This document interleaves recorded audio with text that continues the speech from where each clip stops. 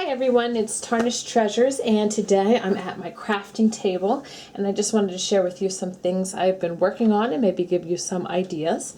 So the first piece is this little Christmas card Christmas tree. This is about the easiest thing in the world.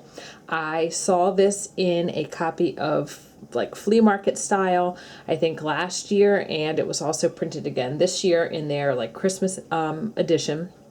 And you take one of those vintage receipt spikes. So it's got usually like green or black metal base with just a spike going straight up.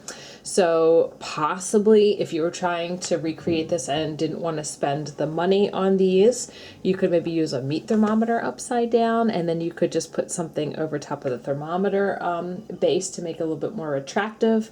A little oil can, or you could probably glue some type of spike to a heavy base. So what you do is you take your Christmas cards, new, old, used, brand new, and cut them into squares. It's as simple as that, and you poke it down the spike. So the bottom ones, now I did grab a ruler because I was curious to see what sizes would make sense. So I want to say that the bottom one is 3.5 inches square, and then I just kind of did 1/2 inch increments up until the top. So 2.5 to maybe like 1 3/4, 1, and then when I got to the top, I just kind of was guessing. So these are all Rifle Paper Company and one papyrus card, and I used those because I've had them for a while, and I knew that the color scheme would go well together. And I didn't want to use the vintage ones just yet. I wanted to make sure that I could do this, and it was as easy as pie because I had multiples of these cards, so I could just, redo it if it didn't work out. And the one that I put on top is this little elf putting a star on top of the tree. And then I just popped a little bead on top. You could do a colorful glass ball. I tried a couple, and I've had this one for a while, and I think it looks like a star on top of a tree. And then you just rotate and work on the spacing. So that was about 2.5 minutes to explain the easiest craft in the world. I think I saw somebody on Pinterest or something like that who took sheet music and then they tore it. So it was all that kind of like off-white parchment color with the black notes, and the torn edges was cute. So I'm displaying mine on top of one of these like Bath and Body Works pedestals, just to give it some height, so you can see that there is a little base under there. So the next thing I'm doing, and it's actually what my tripod is sitting on, so I will move that. Hopefully we'll be okay, is I got this stack of chalkboards. I have used 2 and I have 5 left. So it was 7 for $2.99 minus 25% off, so really inexpensive. Obviously donated from some teacher there. I love this green color for Christmas any time of the year. So what I did, and I will see if I can insert a picture, although I might not be able to, so I'll probably just make it the thumbnail. I just painted, just took pencil erase is so easy on chalkboard, wrote "Baby It's Cold Outside," and glued some bells and some bottle brush trees to it, and gave it to my son's Sunday school teacher because she had commented that she liked something I had done like that in the past. So today I'm just playing around, trying to make some things for a possible Christmas craft fair next year. And Sally gave me some friend mail, which you have seen already. And in it was this huge bag of red letters. Now, it didn't have every letter in there, but it had lots of B's. So I was able to spell baby several times and cold. So I think I'm going to be able to do at least 2 or 3 of these signs. If I cannot do all of the letters in the felt, then I'll do what I can, and then I'll just paint the rest. So I'm not able to spell it's. Maybe I could, but I don't want to. So I have glued the baby and cold, but I haven't done the outside.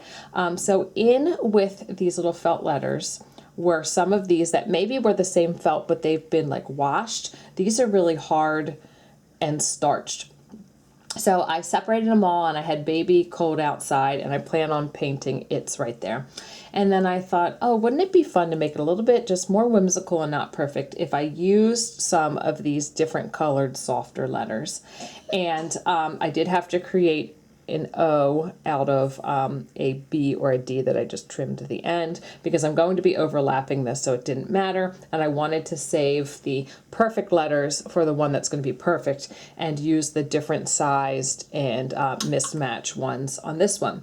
So for the A, I'm using an upside down G, and I like the way that looks. And then in here, I'm going to paint It's. Probably I will do it in white, and I'll share that with you when I'm finished. I am just going to finish gluing outside down. So I just finished gluing, sorry, the lighting. So I just finished gluing this one. And then this one I had to turn sideways, horizontal, because outside could not fit vertically. And then I had to play a little bit with cold to fit it in between the Y. So I'll probably put It's here, and I'm going to do It's there in white, but I don't have white paint here, and I don't have my glue that I normally use here because I was not expecting to be at home today. So now I am going to move on to this project. I know that I want to paint this one in black, and I have black here. So I wanted to do a Christmas countdown, and I shared a little bit earlier that I had these wooden game pieces that I glued magnets to. So I was looking for trays at Savers, and I wasn't crazy with the shapes, and then most of the trays turned out to not be magnetic. So I was, just kind of cleaning and organizing in the kitchen, and I have this in the drawer that I actually just store all my seasonal magnets to the side, and it corrals things. And I looked at it and I said, well, I know it's magnetic, and it actually has these little squares on it, so it's kind of perfect for each day. It's not 7 across, so it's not each day of the week, but it still works. So I'd like to do something in some handwriting that says Countdown to Christmas. I really don't know how that's going to work out with the texture. I think it will be okay. It's not like that many ridges. And I would like to stick with the original squares here, but then that just gives me just a little spot to write Countdown to Christmas. I could do the back side, and maybe that would just be a little bit easier. But I think I kind of like it like this, so you can tell that it's like a kitchen pan. So we'll see how that goes.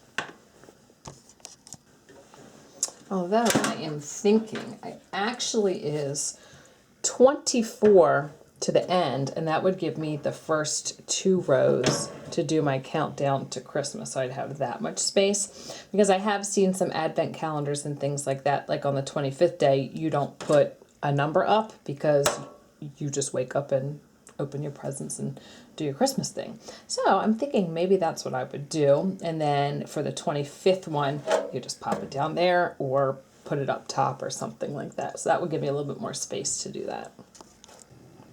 Here's how the Christmas countdown turned out. I painted this Christmas countdown little title on top of the black craft paint.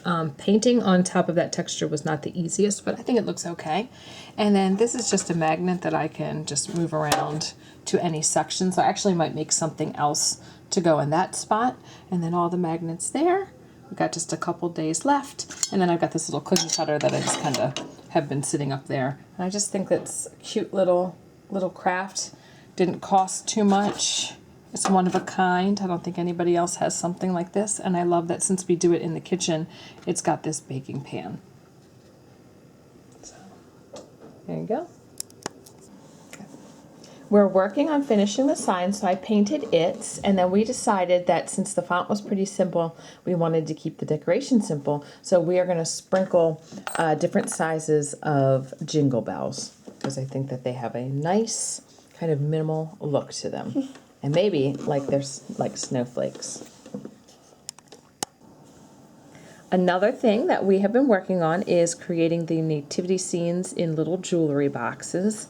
So I have a little bit of tinsel at the top with 2 angels with stars. I do not have a Mary and Joseph yet. That's a good size for this scene, but that's okay. I'm sure I'll come across them.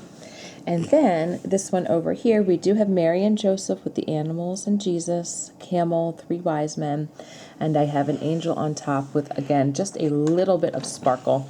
You know, it doesn't really make sense to add Christmas trees and things like that. So just keeping it simple, but with a little glitter, right? Right? Little pixie dust? Yeah. Yeah. So I kept the first one very simple, and the second one just added the jingle bells. And I think that'll be it for this video and all of my recent crafts. Thanks for watching, everyone. Have a Merry Christmas.